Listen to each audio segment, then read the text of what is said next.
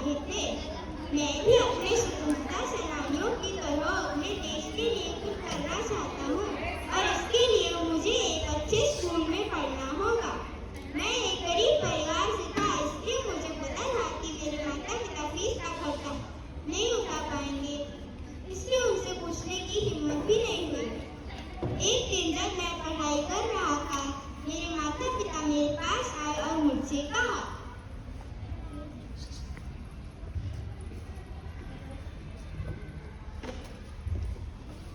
तुम्हारी माँ और मैं ज्यादा पढ़े लिखे नहीं है, पर हम जानते हैं कि तुम उच्च शिक्षा लेना चाहते हो। हम दोनों ने तुम्हारे लिए बहुत से सपने देखे हैं। चिंता मत करो अब्दुल, हम किसी भी तरह फीस का प्रबंध करेंगे। तुम किस स्कूल में जाना चाहते हो? मैं स्मार्ट स्कूल में जाना चाहता हूँ जो रामनाथपुरम में है, रामेश्वरम के पास। ठीक है अब्दुल, हम जरूर कोशिश करेंगे। अब्दुल, तुम्हें कड़ी मेहनत करनी होगी और हमारे सपने पूर्ण करने होंगे। हाँ, मैं पूरी कोशिश करूँगा। मेरा भाई मुझे स्कूल ले गया और एडमिशन की फॉर्मेलिटीज पूरी की।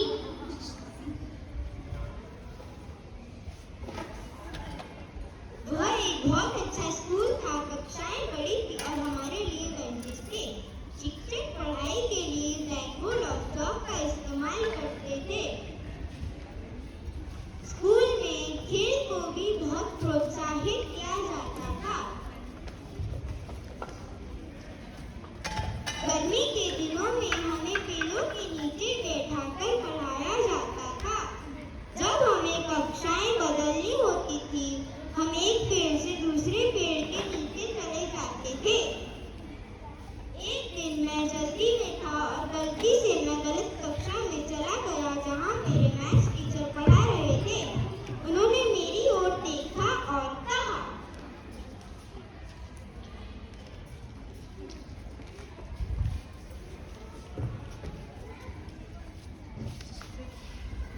आप क्या है?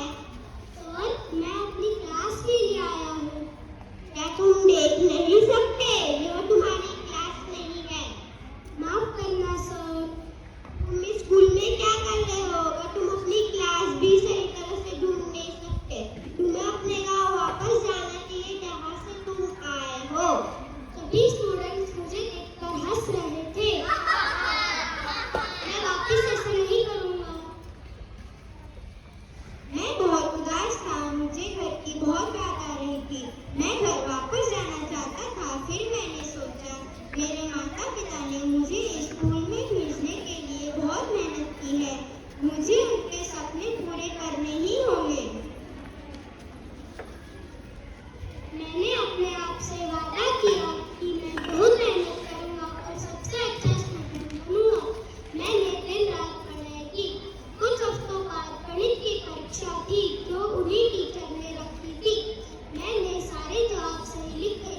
कुछ दिनों बाद मैथ्स के टीचर ने रिजल्ट घोषित किया। राजेश, आपने 100 में से 61 मार्क्स पाए हैं। मोना, आपने 100 में से 70। यश, आपने 100 में से अब 80। अब्दुल, तुम्हें क्या लगता है कितने मार्क्स मिले होंगे? सर, मैंने सारे जवाब सही लिखे थे। प्लीज बताइए ना, मुझे कितने मार्क्स मिले हैं? 100 में से 100 फुल मार्क्स। बहुत अच्छे अब्दुल। Thank you sir. गणित की परीक्षा में फुल मार्क्स पाने का मेरा सपना साकार हुआ। अगली सुबह असेंबली में सारे टीचर्स और स्टूडेंट्स मौजूद थे। वो टीचर्स जिन्होंने मुझे बोला था, उन्होंने मुस्कुराकर कहा, यस, जिसको मैं तकलीफ करता हूँ वो एक महान आदमी बनता है। उन्होंने मेरी ओर इशारा किया और कहा, अब मैं आप सबको बताता हूँ कि अब्दुल को फुल मार्क्स कैसे मिले। सभी लोग ध्यान से सुन रहे थे। मेरे शब्द याद रखना, ये बच्चा अपने स्कूल और टीचर्स का नाम रोशन करे। उनकी प्रशंसा के यह शब्दों को सुनकर मैं पहले की गई अपमान को भूल गया। सभी टीचर और स्टूडेंट्स ताली बजाने लगे। उस सेमेस्टर के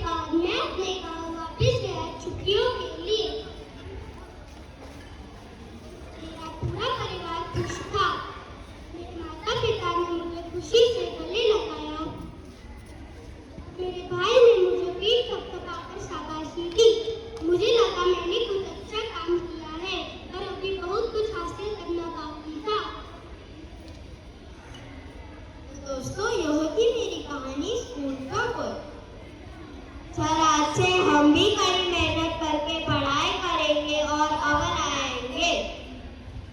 हाँ सर, मैं भी अपने स्कूल में पहला नंबर लाने की कोशिश करूंगी और अपने स्कूल टीचर्स और माता पिता का नाम रोशन करूंगी। बहुत अच्छे दोस्तों। अबुल पाकिर जैनुल अब्दीन अब्दुल कलाम का जन्म 15 अक्टूबर 1931 को हुआ। उनका जन्म रामेश्वरम के धनुषकोडी गांव में एक मध्यम वर्गीय परिवार में हुआ। बचपन से ही कलाम पढ़ने में बहुत होनहार थे। वे फाइटर पायलट बनना चाहते थे।